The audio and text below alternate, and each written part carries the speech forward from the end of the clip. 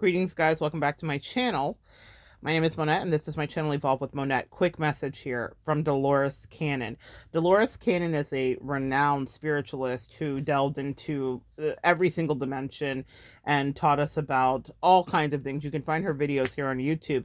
But a lesson that just popped in as I was doing some research is that if you don't learn the lesson now, you will learn it later. I just loaded a video regarding karma and what the narcissist or whoever betrayed you, you fill in the blank, can expect as their karma. And I'll be doing some actual readings on that and seeing if I can pull more specific information for those of you that are curious.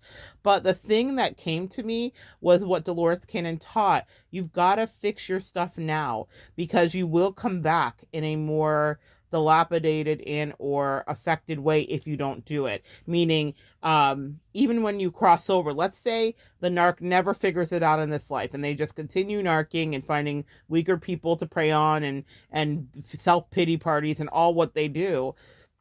And you're like, well, it's now they lived their whole life and it seems like they were fine. No, reincarnation is a thing. Coming back is a thing. And it means that they may have disabilities. And that's not anything I'm wishing on anybody. I'm not saying that anybody with disabilities in this life is paying for it. Sometimes people that have disabilities in this life, whatever they may be, are here as beacons of strength and earth angels. Okay. But this narc, specifically, the narcissist that I'm dealing with or talking about, dealt a lot in material. So poverty could be an issue regarding a reincarnation, being impoverished or feeling like they are having less than, or even this life could have been some karmic retribution. Who knows? But Delores Cannon never lied.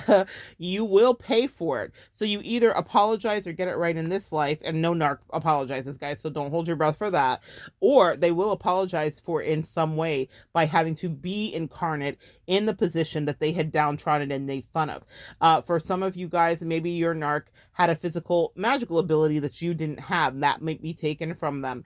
Or maybe they made fun of you for something that was going on with you. Specifically, in my case, my narc made fun of weight and various disabilities that I have, actual disabilities that I have and stuff like that with other people. They will then develop situations in their life where they are seen as disabled or unfortunate the way that they were making fun of and looking down on you. Or if, like, my narc was very vain, most narcs are, weight gain would be her nightmare. That may be something. And the malignant narcs around her that had a lot to say, that will be a thing that they deal with, where they are not looked at as attractive, or they will feel unattractive because of that. This is how the universe makes us work it out. Now, if they escape all of that, and if they stay skinny minis and their pockets are full to the day they die, then reincarnation happens and they come back. And they may think, who cares? But the thing about it is your soul knows karmically, even in the next life, like, what did I do? How did I end up here? So no one escapes anything, right? And that's why when you fuck up, apologize. Empaths I'm talking to, we have no expectations of narcs, they are children. But when you mess up as an empath, because we do, like, examine it and apologize and offer your best to the person or to the situation to make amends, because if not, you will repeat that lesson over and over and over in this life. Guys, empaths, you not notice that we get our karma much faster, like immediately? I do. That's why I'm very careful, even in the way that I handle the situation. As I created art and work from my pain, I didn't go as low as I could. I'm hearing that, how low can you go? How low can you go? That was like a rap song, I think, from the 90s, right? I didn't go as low as I could because I knew that if I were to take the sucker punches and the gut punches that I really, really could have, that it would immediately come back to me. I know that I'm going to be in the public eye. I know that people see me. I know that I work with clients all over the world. That means that someday somebody will have a whole screen of things that they want to say.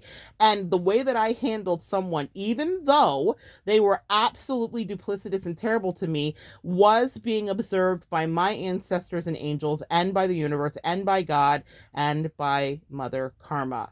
So I was very cognizant that I did not want to come back and repeat this lesson in another relationship, in this lifetime or another. And I didn't want the lesson again with the person that I deemed as no longer able to vibrate with me.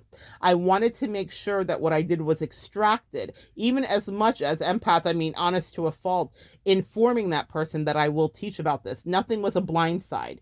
She may have felt blindsided later in really hearing truths that narcissists never want to hear, but I was was even honest in the disembarkation to say, my love, beloved, as Yanlo would say, I will teach about this, because karmically, I didn't ever want to be fully blindsided in my life. And if I talked about the things that I knew were just low vibrational, meaning like if I was mean about her physical body, or if I was mean about things that she had going on that I knew that she was insecure about, no, I dealt with the behavior, and I held myself accountable to stay there, because I didn't want to have to do what Delores Cannon said, which is come back and repeat the lesson, whether in this life or another one. So that's a cautionary tale. Before you fully lambast somebody, fully, even when you're angry, thank God he sent good earth angels in my life, and good, like my bestie really like talked me in her own sweet, special way off the ledge, and was very humane. She was not part of groupthink. So when I was at my most angry, she would remind me gently, she's not a monster, fully, the way you may think. Or, hey, that was mean. Just a couple of little words pulled me back. She, when you want like your bestie to like agree with you, I'm diverting, this must be for somebody here, and you want them to just be like, you hate them and I hate them, but we hate them together. That's the beautiful thing about what happened in my situation. No one in my camp ever had a bad word to say about that person, because they didn't know that there was a bad word to say.